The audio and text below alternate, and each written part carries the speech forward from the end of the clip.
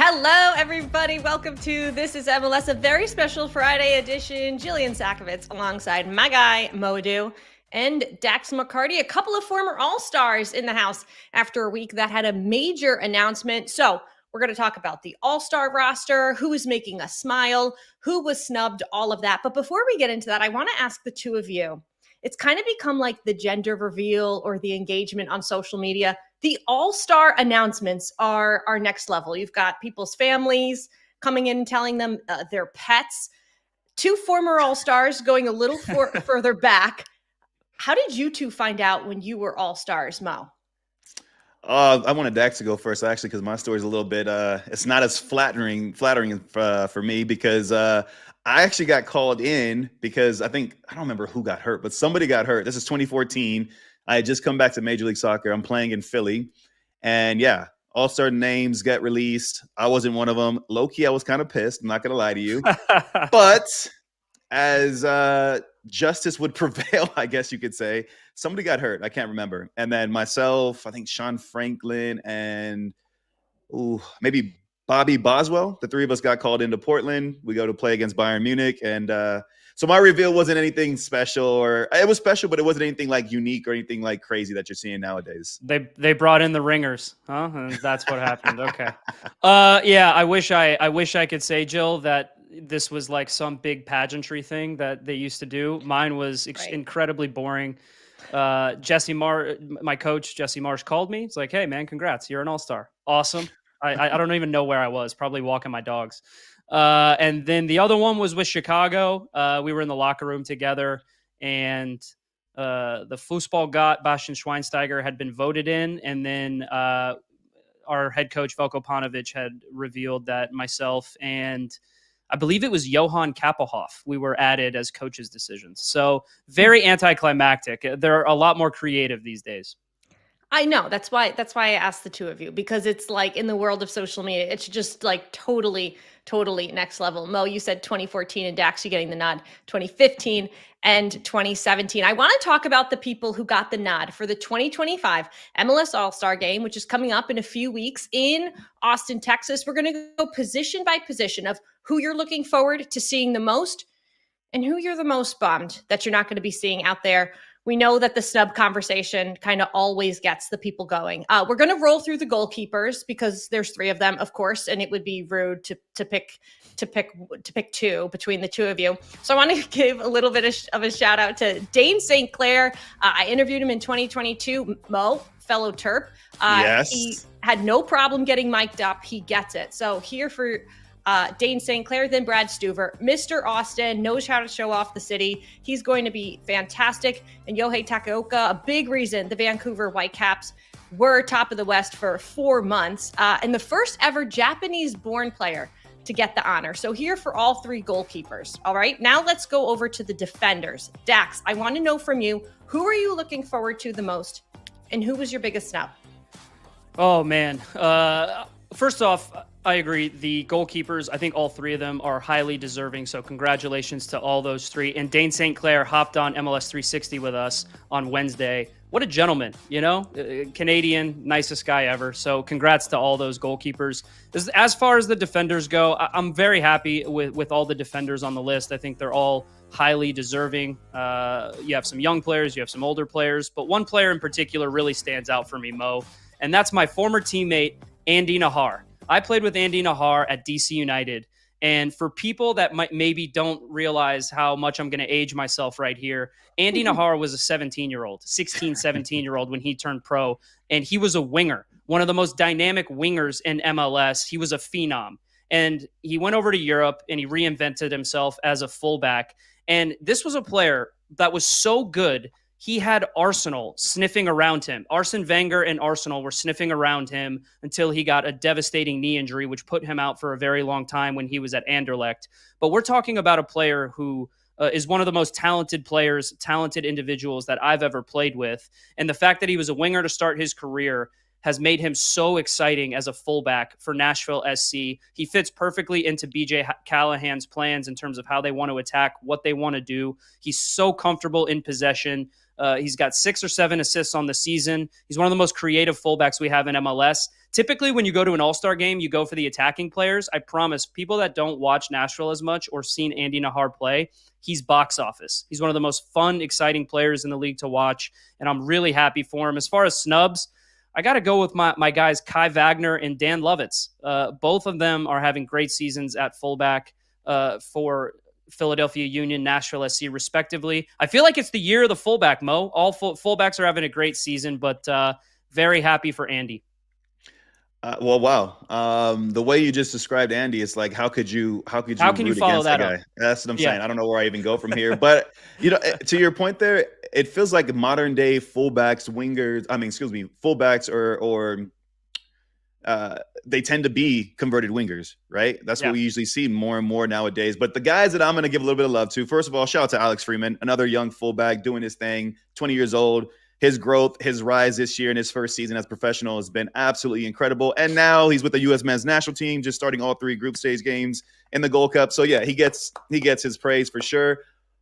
But the player I want to focus on, the defender I want to focus on, is none other than Tristan Blackman. It's been incredible to see his rise. I was actually at LAFC, training with LAFC their very first season when he was there, one of their early draft picks. Bob Bradley had him playing as a right back. And I think he actually played as a striker or an attacking player in college. But anyway, playing as a right back for Bob Bradley. So to see his growth over his tenure both at LAFC, then he moved along, and now he's in Vancouver. And all the success they've had this season, he's been such an integral part of that back line. He's taken on more leadership responsibilities. He's a much more mature player. He's good on the ball, good pace. He allows them to have more freedom when they're on the attacking part of their game, because in transition moments, he's capable as a 1v1 defender. He's comfortable, and he organizes those around him. So I got to give love to Tristan Blackman getting the All-Star nod. And then the snub, I feel like we're going to, as we go through this list, there's quite a few names that can be added to each category. But the defender that I want to focus on is Finn Sermon from Portland. And if you were to ask Phil Neville, he should have been the first name on the ballot. He's defender of the year right now. He's a defender of the exactly. But you know what? In fairness to Finn Sermon, I remember doing a game towards the end of last year, and Phil was singing his praises then. He was like, we have this young player, he's a defender, blah, blah, blah, and just talking about the traits that he had then, but to see the way that he's progressed this season. He's a much more mature player. He's a smart player as well. When you watch him play, you can see how he's reading the game, tactically very, very sharp. Still a lot of room to grow. He's only 21 years old, but he's been a big reason as to why Portland's backline has improved from last season. And if they make a run in the playoffs, or if they finish off the rest of the season first and foremost, but then if they make a run in the playoffs, I think Finn Sermon and his role in that backline will be very valuable to their success this season. All right, let's move over to a topic that you two know a thing or two about. Let's move over to the midfielders. We've got Sebastian Berhalter, David DaCosta, Evander, Diego Luna, Tzaskrov, and I can't even say this name without thinking about Bradley, right? Phillips in Zinkernagel. Who is the player that you guys are looking forward to the most? And I'm going to take Sebastian Berhalter on this one because I've just loved seeing everything translating over from his form with the Vancouver Whitecaps. You hope it will translate to the national team, and we've seen that with Berhalter. So I'm taking him. Mo, who do you have? Come on now. If we're going to talk about, it's an all-star game, right? So I want to see flair. I want to see some personality, and I want to see a guy who's like a dog. And you know who encapsulates all that? Diego Luna. It's been really good to see. So often with young players, we talk about potential. He can go on to do this. Can he go on to do that? And so when you start to see players actually fulfilling potential and maturing and taking the right steps in the right direction, that's what I've seen with Diego Luna. I mean, last year he was the MLS Young Player of the Year. He was an All-Star last year. It's his second consecutive appearance as an All-Star this season. Mm-hmm. But I just love the fact that he is the guy now. He's the guy for Real Salt Lake. When you talk about Real Salt Lake, it's Diego Luna plus, right? Mm-hmm. 8 goals, 4 assists on the season. He puts that team on his back, and any success, similar to the way I feel about Finn Sermon in a different way, even more praise for Diego Luna. Any success that Salt Lake has this season is going to be dictated by that young man, and I'm proud to see him in the national team shining well there, breaks his nose under Mauricio Pochettino. And he said, I want to keep playing. I want to keep playing. He gets back on the pitch, gets an assist, and he's shining now during the Gold Cup. So that's the guy that I'm most excited to see from the midfield category. And then the snub, Christian Espinosa. Christian Espinosa is having himself another incredible season. He's only second in assists to Anders Dreyer with 11 assists on the season. You talk about different categories that you kind of measure wingers and their contribution. So chance creation, key passes, leads the league in all those categories. And just when you watch, even the eye test, I think the eye test sometimes is undervalued because we look at analytics a lot. But when you just go based off of the eye test, all the success that San Jose has, the chances that Chicho gets, the chances that Joseph Martinez gets, a lot of that is dictated and influenced by Christian Espinosa. So that's who my snub is. Christian Espinosa is a great shout, and he's been an all-star once before, and I'd argue if he wasn't playing in the San Jose market, a team that has not finished in the second half of the Western Conference since 2012, he'd be an all-star once or twice more and probably be an all-star this year. And you know who else thinks so? Christian Espinosa. Let's hear from him. 2 more assists for you to retake the league lead. You weren't picked for the All-Star team this year. Did you get any extra motivation from that? Yes, to be honest, I was really excited with the idea to be in the MLS Star game. But it's fine. I think the players that were picked, they really deserve it too. So I need to keep working, and maybe next year I will be there. So. 2 more. I love that. Let me hop in here, because that is exactly the type of mentality that I want from every single player on my team. First of all, what a humble guy, right? Mm-hmm. Making sure that he doesn't take any shine away from the guys that did make it, congratulating them and saying that they all deserve to be there. But when he's asked a question, he's direct. He said, yes, I was expecting to be there, because he has been good enough, Mo. He's probably the biggest snub that there is out there for an attacking player. So good on Christian Espinosa for not just giving the bland interview answer of, no, it's okay, I focus on the team. Yeah, I'm having a great season. I want to be there. I love that. I wish more players would talk about that and talk like that while also giving respect to the guys who did make it. So good on Christian Espinosa.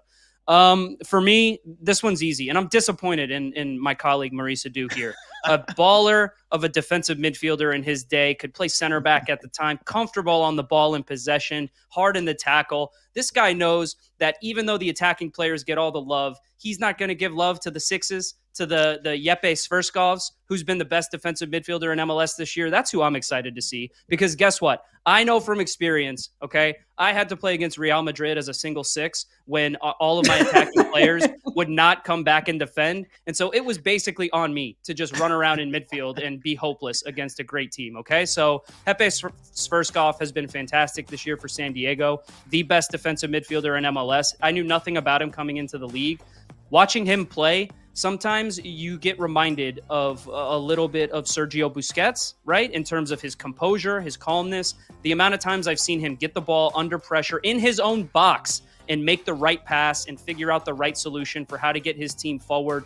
He won't get all the plaudits. He doesn't get the goals and the assists. But when I see a great number 6 play, I have to give them love. Sverskov is going to be exciting to watch in the All-Star game. And my big a snub for me is Donley Jean-Jacques. I love that someone in the chat, Ashton Malcolm, he questioned, hey, Jean-Jacques, what about him? Agreed, 100%. Philadelphia Union are sitting on top of the Supporter Shield standings when myself, a lot of other people didn't expect them to even be in the playoffs. And Jean-Jacques has been so impressive, along with Jovan Lukic. Their partnership is a big reason why Philly is so good. So Jean-Jacques, I know you've had a great season up till this point. Keep it going, man. That's definitely a snub for me in midfield. You know what you left out of that story about Real Madrid, Dax, when you had to take them on there in the midfield? That game still ended 1-1. You're looking at an undefeated all-star here. Yeah. You are looking at an undefeated all-star, because we're not counting losing to Real Madrid in penalty kicks afterwards. No, undefeated. Undefeated.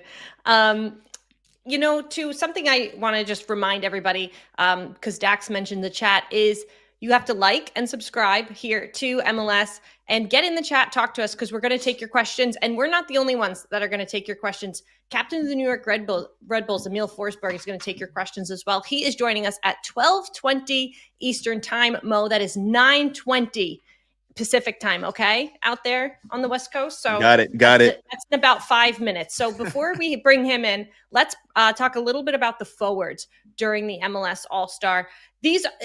I know, Dax, you said it, but like the names and that we see here is such an exciting list. So Dax, who are you looking forward to the most when you take a look at these MLS All-Star forwards? Well, me and Mo agreed pre-show that neither of us could take Messi because that's too obvious of an answer. Okay, everyone's excited to see him. I hope he goes. Okay, he was an all-star last year. For obviously he didn't go. I think he was nursing a small injury or getting some rest. So let's hope that Messi's there. That would be absolutely electric to be able to see him compete in a game like that.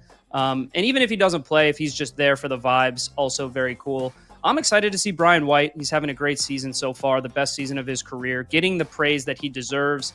I'm on record as saying that is one of the top 5 greatest trades in MLS history when the Vancouver Whitecaps snatched him from the New York Red Bulls for a little bit of GAM. He's been fantastic. He is everything that Vancouver needs as a striker. He's consistent. He's reliable. He's not going to wow you with step-overs and flair, but he's going to score goals. It's all he's done since he's gotten to the Vancouver Whitecaps. I'm really excited to see him. But honestly, I'm going to be more passionate about the snub here as an attacker because as a former Nashville SC player, my former teammate Sam Surridge is absolutely balling right now. The guy cannot stop scoring. He scores 4 goals in a game, no problem. Scored a hat trick last game against the New England Revolution, no problem.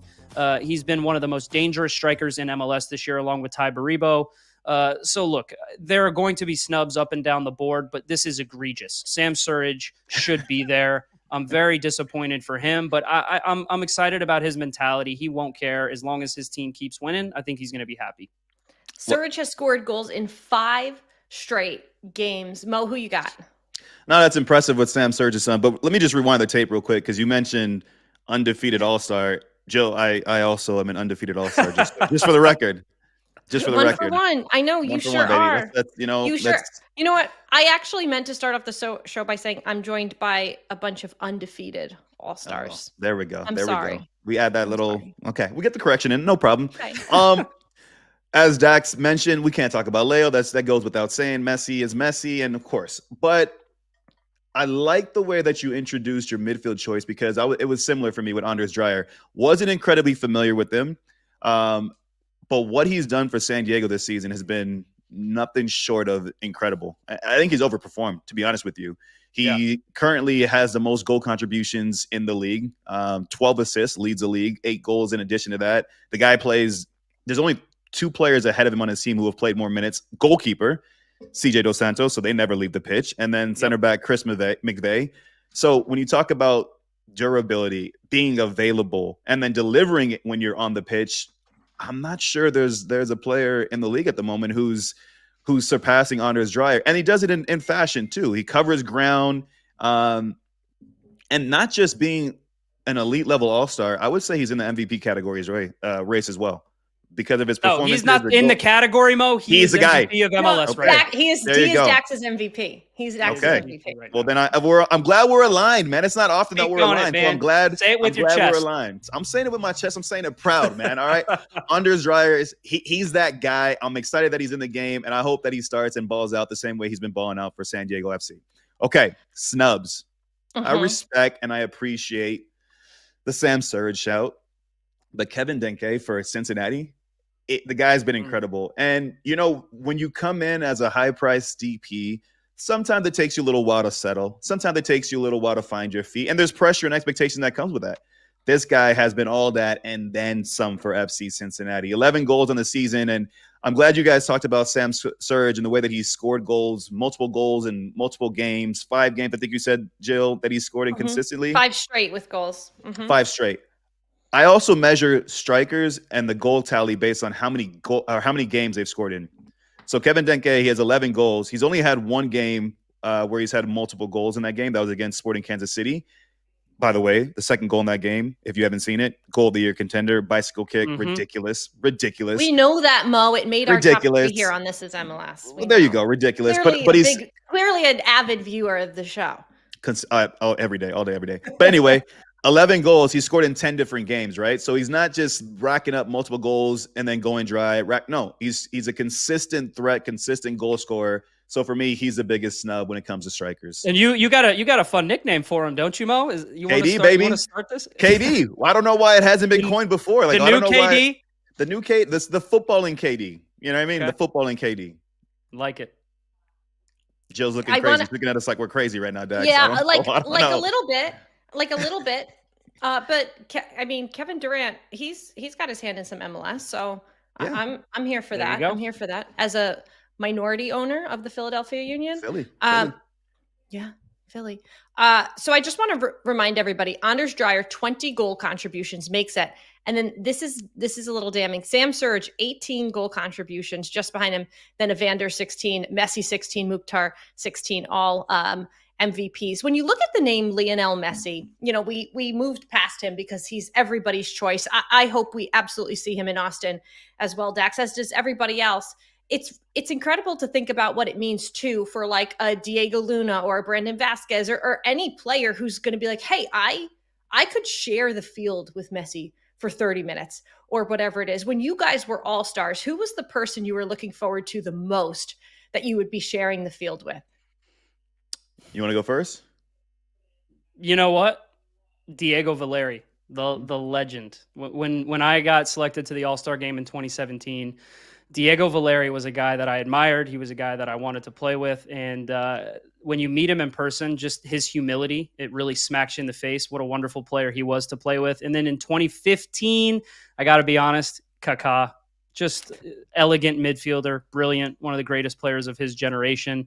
Had to throw a big name in there, and you will not find a nicer guy. And a great head of hair. Beautiful. Yeah. Well, mine was it was actually probably the best thing that could have happened. I'm an Arsenal fan, avid Arsenal fan, and the fact that Thierry Henry came back to the league at that point in time, he was on that All-Star team as well. So, yeah, it was a no-brainer. King TT, the guy's got a statue at Arsenal. You talk about a nice guy as well, top gentleman, but what a player. What an absolute legend. Played with him for a few years at Red Bull, Mo. If you want an no autograph, big deal. I'll no see big if deal, I can get him to send you one. Don't worry about it. You know what I'd love to do is have both of you call Thierry Henry right now and see whose call he picks up. Oh, wow. Ooh. But we're not going to, because Emil Forsberg is saving you because he's here and he's ready to hang out. Okay. So let's bring in now the captain for the New York Red Bulls. We've got Emil Forsberg joining us. Hey, Emil, how are you? How are we doing, guys? I'm doing good. Just trained. All good here. Awesome.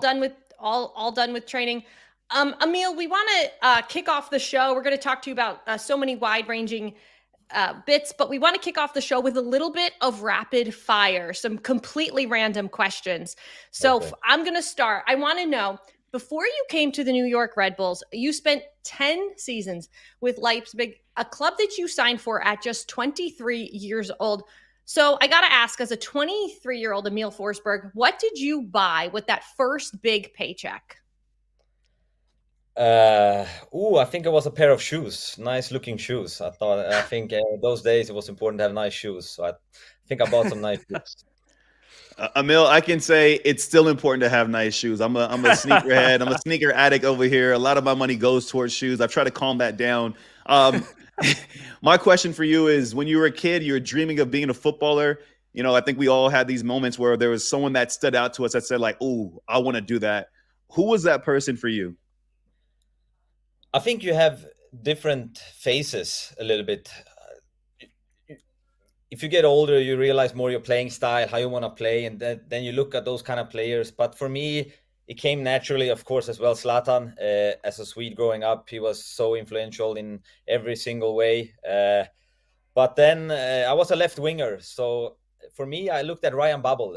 He was at Liverpool at the time. So Great it was shout. just like my to-go guy when I was 15. He was a quick winger. I was at that time also a little bit quick. So it came naturally to look at that direction. But if I would choose one guy, it's Zlatan. Yeah. Emil, I'm really glad you brought up Zlatan, because I wanted to ask you about your best Ibra story. This guy, I mean, obviously some of the stories are stuff of legend, but I know you might have one or two in the back of your mind that maybe is more personal to you guys.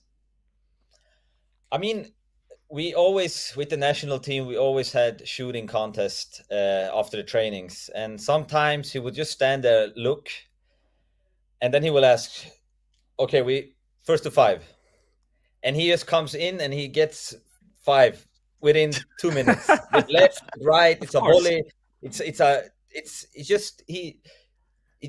It was just so impressive because he was just standing there watching. We were shooting and we had some good shots, and he said, "Okay, guys, let's go 5." And if you score, you stay, you know. So and he scored 5 straight. It was insane. So I think that was just something that amazed me every time. Like he just came in and the ball was just like Yeah, it was expected that he was going to win.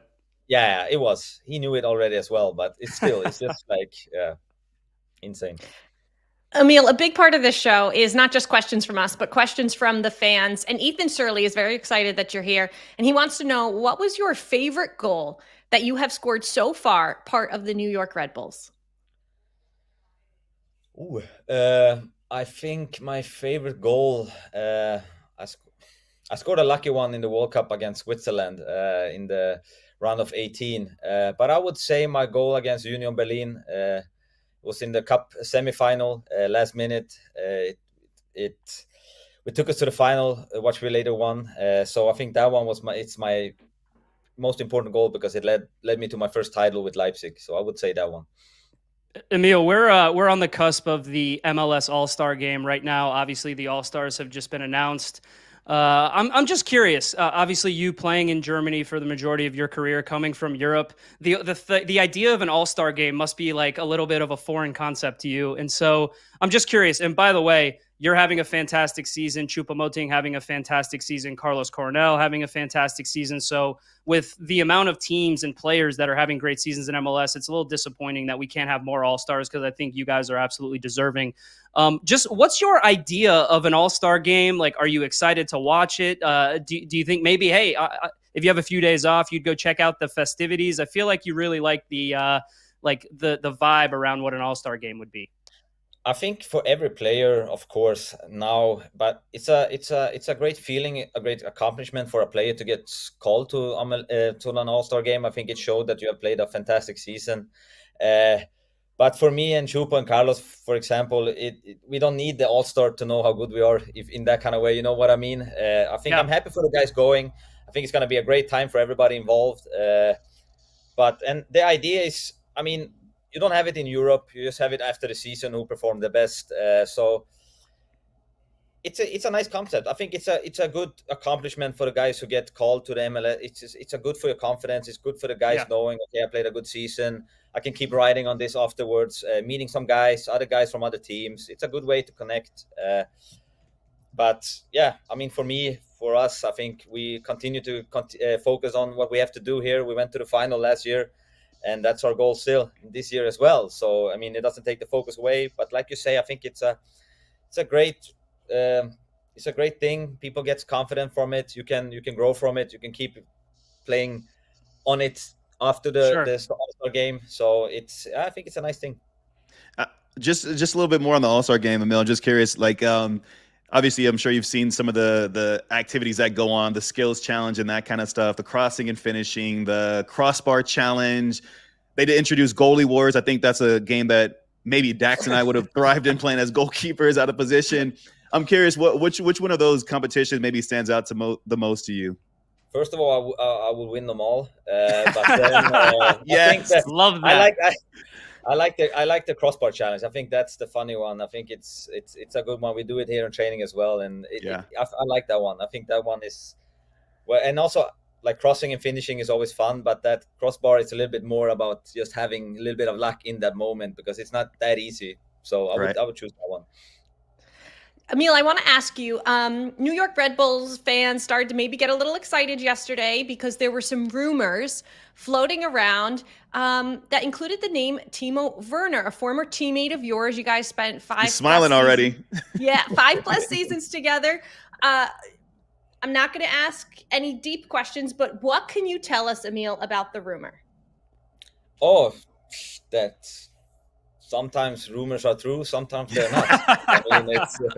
It would be a fantastic player for us to get, of course. Let's see. It's still some time.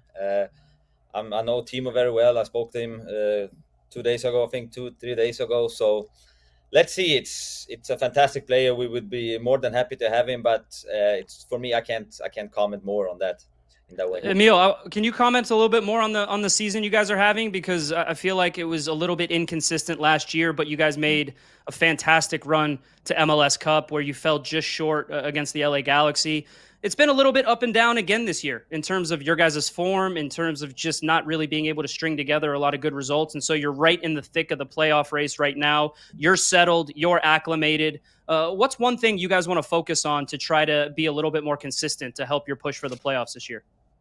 I think most of the games, sometimes we put ourselves in a bad situation. We let a goal in the first 10 minutes, or we concede an easy corner goal. But in the end, I think the way we've been playing, the way we've been dominated games, I think that's been very good. But like you said, a little bit inconsistent in the most important parts of the game, defending a corner, and just like rest defense, how we can get more touches in the offensive zone. I think we're working on those stuff, trying to get more, how do you call it, all around in the way we play. I think we're having the ball a lot. I think we're showing quality. We're dominant in the most of the games, but we have to be more sharp when it comes to those small details where you can win the game, or you can lose the game, or you can draw the game. Apart from that, I think the series is tight. It's tight up there. It's tight down. It's tight up. But the way we've been developing now the last couple of games, I think I'm very happy. I think the guys are feeling good. I think last game against Toronto as well, I think we could have got more, but it's the MLS as well. Everybody can beat everybody, so you got to stay focused, and just that staying focused over 95 minutes is something we want to do now. Emil, well, Dax is right. Like, obviously focusing on the season, and you know what can help improve your fortunes during the course of the season is adding more quality. So I want to rewind and go back to Timo a little bit more, because I'm curious, right? Because I remember when I first went to Europe, I was kind of like the spokesperson for MLS. All the players who were in Europe who were thinking about coming to Major League Soccer, they would hit me up, or they'd ask me like, hey, what, like, just quizzing me on all kinds of things, everything about the league, about the country in general. I'm curious, what's Timo asking you? Is it more city specific? Is it more about the league? And more importantly, what are your answers? What are your selling points when you talk about New York Red Bulls? I want everything. You're trying to lure me in here to something. I know. No, I mean, we've been speaking about the league, the country a lot. I mean, like I said, I can only speak from my experiences, and that it's been amazing, fantastic time. I love the league. I love the club. I love how it works. Of course, it's a long season, because you go from January until December if you go all the way. So it's a very long season, and you don't have that kind of vacation in the middle, so to say. Right.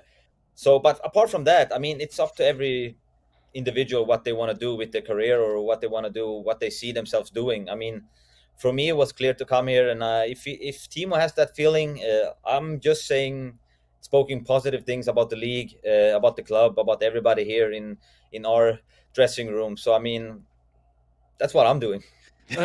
Emil, I want to keep it a little. Okay, let's go a little bit more lighthearted. I promise I'm not gonna ask you any more about players who may or may not be coming to the Red Bulls. But we do have a mutual friend, a guy that I played with way back in the day when I played for the New York Red Bulls, who he gave me a little bit of background info on you. I did a little bit of research, and he let me know that you're a big hockey guy. He said you love hockey, obviously being Swedish. He said there were times where maybe on the road you'd go catch a hockey game if there was one on. A lot of Swedes in the NHL.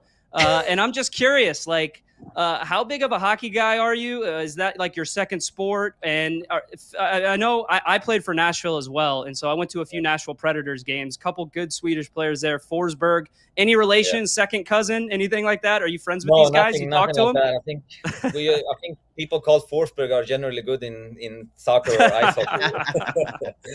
I mean, but no, I mean, for me, it's amazing because we have so many good players in the NHL who is playing at the top level. And for me, ice hockey is my second sport. So I love to play golf, but I don't have so much time to do it. But to go watch a hockey game, if it's in Madison Square Garden or at New Jersey Devils, where we also have some Swedish guys playing fantastically.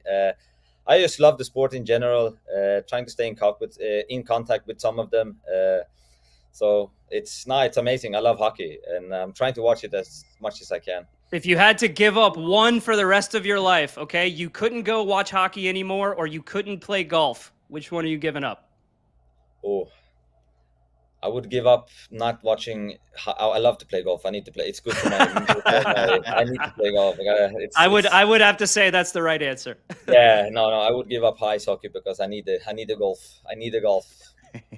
Emil, I have to ask you. You know, you mentioned going to games at New York City. I would be remiss to not mention the king of New York, Yes. fellow Swede of yours, in Henrik Yes. Lundqvist. Yes. Do you guys hang out? Like, have you guys gotten together and watched some hockey together? No, I think both of our schedules are very busy. He's a hardworking man as well after the career, and I train and play games and travel all the time. But I've met him. He's a fantastic guy, a big legend in the game of ice hockey as well as in Sweden. So he told me a little bit about New York City when I came and told me what to do and not to do. So he's a fantastic guy. All right, Emil, thank you very much. Before we let you go, what's your message to the New York Red Bull fans watching today? Ooh, see you guys on tomorrow. No, yeah, it's tomorrow. It's tomorrow. Yeah, I'll see you guys tomorrow. Sure It's is. a good game. It's We want Friday, those 2 Emil. points. Yeah, I know it's Friday. I mean, we've been traveling, it's a little bit tired, but yeah, see you guys tomorrow. It's going to be a fantastic game. Thanks for hopping on, man. Good luck. Appreciate Thank you, you bro. guys. Have a good one. Thanks, Emil. What a good So interview, we- man. Fantastic. I need like Emil Forsberg and Henrik Lundqvist to be out in New York City. I was need that hoping collab? I needed it. I was pretty sure it had happened, but you know. What I took away from that is Timo's on his way. All right.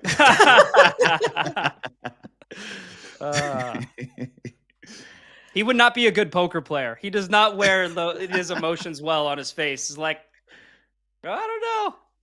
Really? I feel like he's got that maybe it's all that time in Germany. He's got that slightly dry sense of humor where he's like, you know what they say about rumors? They could be true, but then he's like, they could also be false. So yeah, but he led what they could be true. That's He the did telling lead part with right that, there. Mo. There It's you go. That's Okay. the part right there. So before we dive into some teams that are top of the league right now, for the New York Red Bulls to get there, how much do you guys see a Timo Werner type bringing the New York Red Bulls, from 6th in the East to a contender? Oh, to a contender? I'm not sure about contender status, and it's no disrespect to the Red Bulls. I look Sure. at the East, and there's teams that I believe in more than the Red Bulls. I think there's teams that are more complete, that have shown a more consistent level, and where I watch them play and I know what I'm going to get from them. So that it's not so much shunning the Red Bulls, but to say a contender in the East, I think that's a little bit off for them at the moment. But the beauty of the way that this system is built is get yourself into a favorable position going into the playoffs, get yourself some momentum going into the playoffs. What did we see from them last year? Right? We wouldn't have called them a contender in June of last year, would we? No. Right. And look what they did. They got themselves to an MLS Cup final. I'll take it a step further than Mo. I absolutely think it's what the Red Bulls need. I think it would be the perfect signing for their team. I agree with Mo that I don't think it makes them contenders in a sense of being the top 2 or 3 teams in the East, but it makes them significantly better because Timo Werner is a player who's always going to find chances just because of his pace. He's not the greatest finisher in the world. His efficiency, we've seen when he's been at Tottenham or when he has played in Germany, that there are times he needs a lot of chances to score goals. And so not the most efficient finisher in the world, but if you pair him up top with Choupo-Moting and you have Forsberg conducting things in midfield, Werner gives them that pace to get in behind a back line, to stretch the game for Choupo-Moting and Forsberg, who like to come in underneath and combine. Look at Mohamed Sofo, one of the breakout stars this year for the New York Red Bulls, contributing 5 goals already, a young kid who just adds a little bit of dynamism to their attack. This is a Red Bull team who we've come to know as being direct, pacey, counter-pressing, running in behind, creating chances that way. They've kind of changed their game model a little bit to accommodate Forsberg and Choupo-Moting. But if you put Timo Werner on the field alongside these guys, he is going to get chances. It's just a matter of if he's able to finish them at a higher rate. Let's talk about a team that everybody is calling a contender right now, and that is San Diego, who just overtook the Vancouver Whitecaps for the top spot in the Western Conference, a spot that the Whitecaps have held on to for nearly 4 months. So the fact that San Diego now sits at the top of the West at 36 points, they have played one more game than the Vancouver Whitecaps, who sit 1 point behind at 35 points. Are they true Shield contenders at this point? Do you think we're seeing San Diego fight for the Shield come October, Mo? Do you know what? I remember we had a similar conversation earlier in the year. And although they were having success, San Diego, I was still kind of questioning them. But the fact that they've been able to put together the performances that they've put together, performances and also getting results, because the two are they're not always paired together. They don't always run hand in hand. You can have a strong performance and not get the result, but they're finding ways to get results with players being injured, just various different circumstances that they've faced in year one. The last game against Vancouver, they don't have enough players to put on the bench. They're fielding 2 goalkeepers on the bench because they're just limited in personnel. They don't have an academy to draw players up to bring up to the first team. Mikey Varas and what he's done with this team in year one has been absolutely incredible. And yeah, I think they are in there with a shout. The fact that Anders Dreyer, we talked about him during the All-Star conversation, the level that he's hitting, Chucky Lozano, when he's at full fitness, what he brings to that team on the opposite wing, Tverskov in midfield, I think is elite. I really think he's an elite player. And to Dax's point, when we see this All-Star game, I hope you get a chance to really hone in and focus on what he does, because he's that metronome. He's that different element that just strings everything together. I love when you see teams that have a real ideology and a style of play and a system, and they stick to it despite win, lose, or draw. They stick to it. And that's what I've seen from San Diego FC. So from that standpoint, I would love to see them be in that conversation. And I think they have, 1, the coach to do it, 2, the top level talent, because you need top level talent to sustain when you have injuries, when you have these close games and you just need that one goal to put you ahead. They have that. And then they have a collective of guys that are really bought into what they're doing. Young players emerging. Luca Bombino on that left-hand side as a left back, he's been immense. Young player getting his opportunity, came on loan from LAFC, and he's taken his opportunity with San Diego. So I haven't seen many teams go to Vancouver and put on a performance the way that they did in their last match. So that one really caught my attention. But yeah, I have belief in the San Diego side. I'll keep this brief, Jill. Yes, they're 100% in contention for the Supporter Shield. I'm leaning towards calling them the favorite for the Supporter Shield right now, because even though Philly's been brilliant, I think the East is just stronger than the West. And so teams in the East are going to beat up on each other. I don't see Philly being able to consistently continue to churn out these results against some of these top teams in the East. I think they're going to drop more points than San Diego will. And I think San Diego, because of some of the things that Mo just said, for sure, top-end talent, a style of play, but also Mikey Varas should be the leader in the Coach of the Year rankings right now, because of the fact that he consistently gets the best out of his team and some of the players that are maybe unheralded players, but also because tactically in games, he consistently makes changes that make his teams go on and be successful in the second half. I was going to say, I don't see how they can challenge for the Shield if they don't have a striker, but Milan Ilaski, where has this guy come from? Like 9 goals in 250 minutes or something insane like that. He's like more than double expected goals per 90 than anyone else in the league right now. Guy looks like the second coming of Michael Owen at this point in time. I mean, he's insanely good. He's been insanely good for San Diego. You pair him with Chucky Lozano and Anders Dreyer with that midfield when they're full strength. San Diego is about as legit as you can get in MLS this year. They're absolutely the favorites for the Supporter Shield. But actually, you know what the craziest part about Ilaski is? He scored most of his goals off the bench, right? So Mikey Varas finally says, hey, I'm going to give you your first start of the season. And he goes, okay, okay, I'll take 4 against the best team in the league right now. It's child's play right now for San Diego. Everything is clicking. I was concerned a little bit about them defensively, but they've only conceded 23 goals on the year. I mean, they're in the top 5-6 of goals conceded for teams in MLS. I mean, they're just so balanced. One of the most well-balanced teams and rosters in the league. Bravo to San Diego. Ilaski, you cannot make a bigger statement than, you getting that chance, that first start, and you go to the team that you're looking to overtake in the table, and you get 4 goals. Absolutely incredible. And I think there's a number of managers. Dax, you say for you, it's Mikey Varis right now, if you had to put your ballot in for Coach of the Year. So, Mo, I want to know, I think until a few weeks ago, Jesper Sorensen for so many was the runaway in this category with the Vancouver Whitecaps, because Mikey Varis overtook San Diego in September of 2024. So that's before they're playing. He helps assemble a roster. Whereas Jesper Sorensen, I think, got to show up 2 days before the Vancouver Whitecaps started training. And he goes on this magnificent run with this team that has held on to the top spot for nearly the entire season until this past week.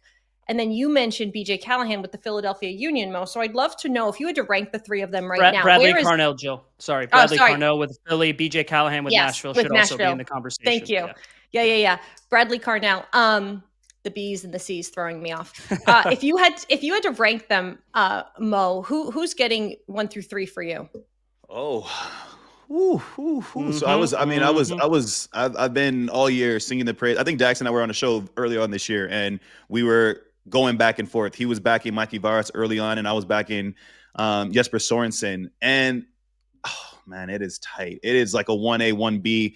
A part of me wants to still lean towards Jesper Sorensen because there's a difficulty, as you said, coming into a new club or coming into a club with new ideas and not having that much time to implement it, and then to have to implement that on multiple fronts, competing in CONCACAF Champions Cup and having the success that they did there, now doing it in the league as well. But Mikey Varis, over the last month, I would say we've covered a lot of San Diego games. So I've had a chance to speak with him to learn more about his ideas, his thoughts on not just tactics, but how he manages. Because managing to me is a big component to it. So I'm going to cheat here. All right. You're not going to like it, but I'm going to cheat. Of course you are. Yeah. I knew you weren't going to answer the question. You're going to sit on the fence. I'm answering the question, but it's my rules. It's 1A is Jesper Sorensen, 1B, Mikey Varis. Mm-hmm. Bradley Carnell, I'm going to put at 3 because, when you look at Philly, coming off the season they had last year, they added a couple pieces, but there were no pieces that they added where I was like, oh my God, that's game changing right there, right? There was no one that stood out to me from that standpoint, and maybe that's a little bit unfair to some of the players they brought in. And then they lose one of their most heralded players in Daniel Gazdag. And yet that hasn't slowed them down one bit. Maybe it's even propelled them to top of the Supporters Shield standing. So Bradley Carnell would be there. And you mentioned BJ Callahan.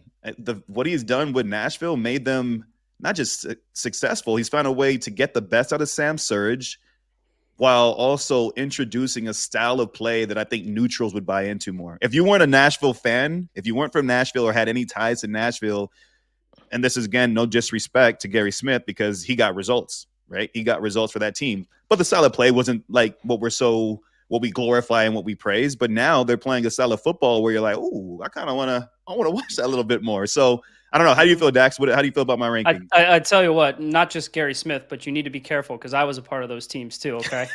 I was thinking that. I was like, what do you mean they weren't fun to watch? It was beautiful. It was perfect. Guess what, Mo? You're not wrong. I agree. It was tough. It was sometimes tough to play for. I'll be much more direct than Mr. Straddle the Fence do over there. It's Mikey Varis 1, Jesper Sorensen 2, Bradley Carnell 3, BJ Callahan 4, and call me a victim of recency bias. Fine. Because Jesper Sorensen was the runaway coach of the year for the majority of the season. I agree 100%. But right now, it's Mikey Varis because Jesper Sorensen and Vancouver are having a little bit of a wobble right now. The results aren't going their way. They're starting to struggle a little bit more, and their schedule is really difficult. And they're missing a massive contingent of their team. So all of these things require nuance and some context. I totally get that. I just think that right now it's going to get worse for the Vancouver Whitecaps before it gets better. And if it doesn't, if Jesper Sorensen keeps them in around the 1 and 2 spot in the West in a few weeks, maybe we revisit this conversation, Mo, and I'll be able to flip-flop those guys, okay? But at least I'm not straddling the fence. Dax, can I ask you one question? What do you think is more difficult, right? The two coaches that you mentioned, your 1 and 2, Mikey Varis and Jesper Sorensen. Which scenario do you think is more tricky? Coming in as a new manager to a new club and having to figure out all that, building your roster, figuring out your style of play, or inheriting a team and then having to impose your style, your culture on that team, that set of players? it's not even close. It's way more difficult to put together an expansion team from the beginning because you've never ever seen them play. I remember Jesper Sorensen saying when I was thinking about taking this Vancouver Whitecaps job, I really liked some of the pieces and what I saw from them. I really liked the core. Guess what? When you have an expansion team, you don't have a core. You just have a bunch of pieces that you like, that you've seen play in all these different systems, and then you're putting them together, just hoping that it all works. At least with Vancouver, Jesper Sorensen, it's not like he was taking over the worst team in the league. He was taking over a playoff team from last year. So it is way more difficult to do what Mikey Veras has done with You know what, Dax? I'm glad I asked you that question because you reminded me that I played for an expansion team. And to your point, thank you. I remember how naive I was thinking, oh man, on paper, we're great here. And then I think we won maybe 4 games. It's hard. Dude, it is hard to put together an expansion team. In fairness, you were a rookie. You were MLS Rookie of the Year that year, but you were young when you went to the brand new Toronto. So what else are you supposed to think? Yeah, but we're gonna stink. No, but there's certain things you don't know. You don't know what you don't know as a rookie, especially. That's my first experience as a professional, first environment where I'm competing against grown men, where I'm also kind of challenging and challenging their livelihood per se. But you know what? I'm gonna rejig my ranking now solely because I had that coming. I had that moment where I remembered what it was like to be. No, it's okay, Mo. Just say Dax sold me. You made a compelling argument. I remembered what it was like playing for an expansion club. So Mikey Veras, you're 1A. Jesper Sorensen 1B. Yeah, boom. You saw it live, Jill. I just sorry, Mo. I apologize for rehashing some suppressed memories there. You know what, Dax? And that's why you make the big bucks. There you go. I wish. Before we move on, I do want to talk about the Club World Cup, but I want to kind of put you two up against the chat for a second. And for everybody that's watching, make sure you like and subscribe to the channel and get in this chat, all right? Because I have a little bit of a curveball, a little bit of a quick quiz. With that Ilaski 4-goal performance, that gave San Diego their first ever hat trick, +1. So there is one team in Major League Soccer that remains that has never had an MLS hat trick. Who is it? Chat, come on. Beat Mo. Beat Dax. Come on, chat. Never had an MLS hat trick. I honestly have no idea. This is a total shot in the dark here. I'm going to go Austin. Okay. Unless Driussi got a hat trick at some point. I don't think they've had a striker get a hat trick, but I'm going Austin. Has Minnesota had one? I was thinking Montreal too, Kyle Green. I was thinking Montreal too, but then Didier Drogba's there, Piatti's there. Yeah, you're never going to guess, so I'll just spoil LAFC. it. No. Well, because you said Club World Cup, I thought that's where you were leading. I'm like, eh. No, they have nothing to do with the Club World Cup. The Portland Timbers. Credit to Jake Zivin. Wow. Portland's never had a hat trick? The Portland Timbers have never had an MLS hat trick. Jennifer Garcia, she did Portland ? In the chat, but she might have heard you, Jill. All right, you know what? Jennifer wins. We're going to give her the benefit of the doubt. Jennifer wins. All right, Jennifer. Right. I see you. Yep. Never saw that coming. I didn't do the deep dive to double check it, but if Jake Zivin says it, our MLS season pass play-by-play, Mr. Portland outside of Diego Valeri, you know that it's true. Let's talk a little bit about the Club World Cup. The group stage is now over. LAFC coming back. They've got a tough match against the Vancouver Whitecaps. Brian Schmetzer and the Seattle Sounders will be taking on Austin, but there is an MLS team that remains, and we shouldn't be surprised by this. It is Lionel Messi and Inter Miami, and they're going up against the clear favorites in not only a tough European side, but the champions of Europe in PSG. On a scale of 1 to 100, Dax, what are you giving Inter Miami and Messi when they go against PSG? I'm feeling really generous today. Okay, I'm feeling really generous today. I love it for Inter Miami. I love it for MLS because I am willing to go as high as 9%. I'm giving them a 9% chance to get past PSG. Okay, so that's feeling very generous. Look, we know the task ahead of Inter Miami. They know the task ahead of them. I don't even think PSG has played particularly well in this Club World Cup, especially considering the heights and standards they hit. winning the Champions League and doing it in style. But when you talk about the European champions, a team with an unlimited budget to go and buy the best players in the world, and not just buy the best players in the world, but buy the best substitutes in the world. They're just too deep. They have too much quality. They have a top 3 coach in world soccer, world football right now in Luis Enrique. It's just a monumental task for Inter Miami. And the reason I'm giving them a 9% chance is because I actually really like what I've seen from Inter Miami in this tournament. They've been much better defensively. They play much more compact. Lionel Messi is scoring world-class goals, and you know he can change the game at the drop of a hat. So that's the path for Inter Miami. You're going to have to sit a little bit deeper. You're not going to have as much possession, and you're going to have to hope and pray that when Messi and Allende and Suarez get a chance to go and transition on the break when they win the ball, that they take advantage of one of those opportunities, because they are up against the best team in Europe right now. I'm going to say the things that stood out to me from Inter Miami, same thing. I agree. Defensively, they've been better. The Al Ahly game, defensively, they weren't as clean, but Ustari stood out in that game. So you have a goalkeeper making big plays consistently. That keeps you in a game, and it gives you a chance. For Inter Miami to win this game, they got to take a page out of that Botafogo match against PSG, where Botafogo got a goal, but then they defended like beasts. They were warriors, putting their body on their line, sacrificing limbs to just deny opportunities and chances and shots. You have a goalkeeper making big saves. So they're going to have to rely on a similar kind of approach, I would say. The good thing, though, for Miami is they've shown some of that growth throughout the course of this competition. They'll be frustrated, and they should be frustrated, because they should have won their group. They were 10 minutes away in that match against Palmeiras from us having a conversation about, hey, do you think that they can beat Botafogo? But instead, a 10-minute little lapse there, I think it was like even less than that, but a 10-minute lapse at the end of that game has them finishing second in their group. Still an accomplishment, amazing accomplishment. But there's a sense of there was more out there from them in that group stage game. But nonetheless, coming into this season, a lot of the conversation about Miami was what other guys are going to step up to really help Messi, to help Suarez, to take some of that burden and pressure off of them. Well, Segovia and Allende were 2 guys that emerged. They kind of had a little bit of a drop, but to see them kind of finding their form again in the Club World Cup, that could be massive and could be a decisive factor against PSG. It's a huge mountain to climb, Joe. Let's be honest about it. But nonetheless, look, a lot of people probably didn't have them beating Porto. A lot of people didn't have them getting out of their group. They defied those odds. So dare to dream, man. You have the best player that's ever played. Exactly. You have the best player who's ever played the game in Messi playing on your team. Yes. It gives you a chance always.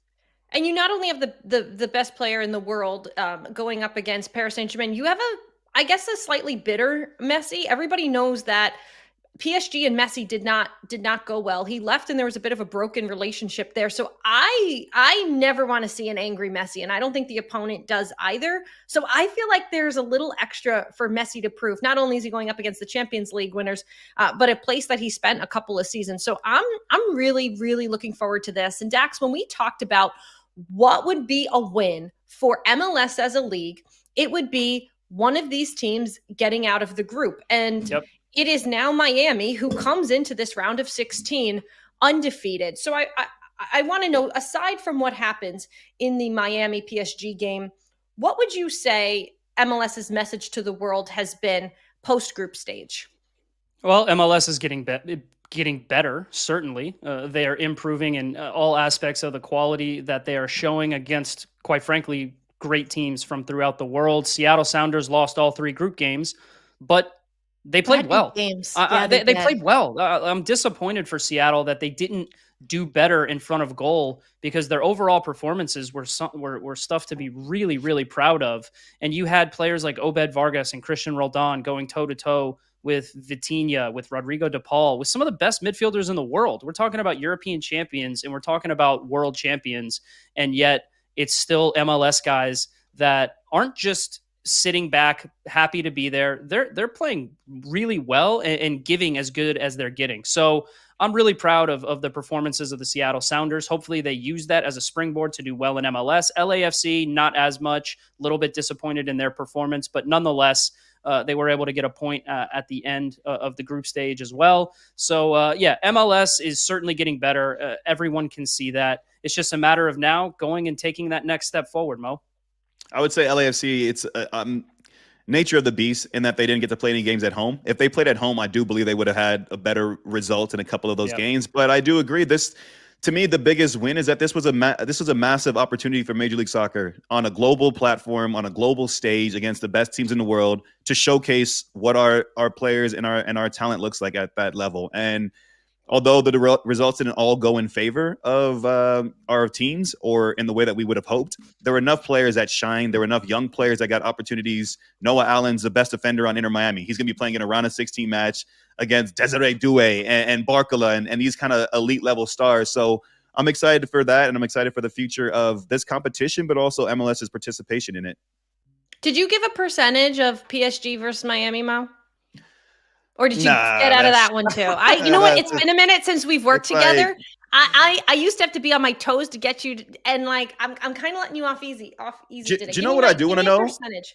Do you know what I do? You know what you're doing? You're distracting me, so you don't have to answer. No, I have a serious question. Because we talked about the All-Star game, and I never got to ask Dax, what jersey did you get after your All-Star games? Did you swap? Ooh, good question. I did swap. I got. I don't think I can't remember if I got a Tottenham jersey, but I definitely got a Real Madrid anyway. jersey. I know, right? Okay, coming from the Arsenal fan. Exactly. I did. My kit guy came in and he's like, "Hey, man, Real Madrid's." I didn't exchange on the field with anyone. Just try to soak in the moment. But after the game, I was like, "Yeah, man, take my All-Star jersey if there's a cool jersey in their locker room." Because he said their kit guy was like, "Here are some jerseys or whatever." He snagged me a Sergio Ramos jersey, so. Not bad. I'd say I'm pretty happy with that haul. That's a win. A win's a win. Oh wow, we found we're pulling we got receipts. We're digging way back into the files. That I tell you what, that beasted by Marcelo comment. When I say beasted by Marcelo, it was just like, when your kid, Mo, when you're out in the garden, your backyard, you're playing with your kid and you're taking it easy on them. But every now and then you just kind of show them who's boss and you just give them a little tiny shove and they kind of fall over because it's easy. That's what Marcelo did to me. All right. Two professionals going at it. And I was like, ooh, like two dragons, bam. And I just, he crumbled me. He crumbled weight me, room. Dude. I'm glad. Yeah. Weight room. I'm glad we don't have the clip. You know what we should be thinking right now? No, we won't. Say, I'm not thanking them. Dak should be. Our little convo after our meeting yesterday was that they were going to go back and find me this clip, and I think they did you a solid by just throwing your tweet in there. So I'll find it. Don't worry. You owe the control room a little thank you there, Dax. Mo, did you swap? Yeah, man, it was crazy because after the game, all these Bayern players were chasing me, trying to get my top. So it was like, no, in all honesty, I was playing center back that game, and it just worked out perfectly that when the final whistle blew, Arjen Robben was like right next to me. So it was just like a no-brainer. That's probably whose kid I wanted anyway, but he was standing right next to me. So swap shirts. It's one of my prize jersey swaps, I'd say, for my career. Love it. Okay. Very good. All right, you still didn't answer my question. Jill, Robin felt bad. He did a couple step overs, left Mo in the dust a few times. He was like, "Here you go, you little guy." Hey, 2-1 victory. We kept a clean sheet in second half. Like, hey, you know what? You remember that game, 2014? That was when Pep was coaching Bayern. Of course I remember that game. Bradley Caleb Porter. Phillips, banger. Oh. Do we have that clip? Pep Guardiola and Caleb Porter getting in a little heat after the game? No. I'm just saying it meant something. Just saying it meant something that we won that game. Okay. Yeah. Portland. Bradley. It sucked that goal was scored in the All-Star game. Bradley Wright Phillips' goal of his career. Yeah. Facts. It was a banger. Hold on. I want to just show you a little clip, Mo. Let's see it. Take me through this, Mo. Narrate, please. Well, the finger wag. That's Pep saying no, my friend. I'm a little bit pissed off. Didn't expect the game to play out the way that it did. I didn't expect. Did you see me back there? That was me in the background with my shirt off. I just started giving it to Arjen Robben at that point in time. But Caleb's still trying to see if he can get some words in from Pep. Pep's not having it. My man is infuriated, and rightfully so. There I am there, flexing off the back workouts and everything. You know what I mean? But yeah, it was quite the game. You know who the goal scorers were? Mo? How many what? How many people did you kick? I don't even know, to be honest. I was trying to kick everybody, man. It was a hell of a game. The goal scorers were Bradley Wright Phillips, banger, and the game winner was Landon Donovan. And who was the one goal scorer for Bayern Munich in that one? Lewandowski scored a banger too. He sure did. Oh my God, Yeah. it was a stupid goal. But MLS won it 2-1. You know what, Mo? I'm really happy, despite the fact that you're just disrespecting me today left and right, not answering any of my questions, which is your job as the analyst and my job as the host, is that you brought us back to this because we wanted to get in these kind of like living it back all-star moments that we didn't get to before we spoke to Emil Forsberg. And it's moments like this, and this is where we'll leave the show. I think that you two are brilliant to point out, sometimes you see guys that want to break or don't want to come, but you see in that Pep Guardiola, Caleb Porter moment that these MLS All-Star games, they get competitive. And I know the two of you, it was never lost on the moment that was being an MLS All-Star. Do you want to go first, Dax? No, I think that was well said from Jill. I took a lot of pride in being an All-Star. I loved it. And the games were competitive. I mean, like the festivities that lead up to it, the moment that you realize that you are an All-Star, that's all special and you celebrate that.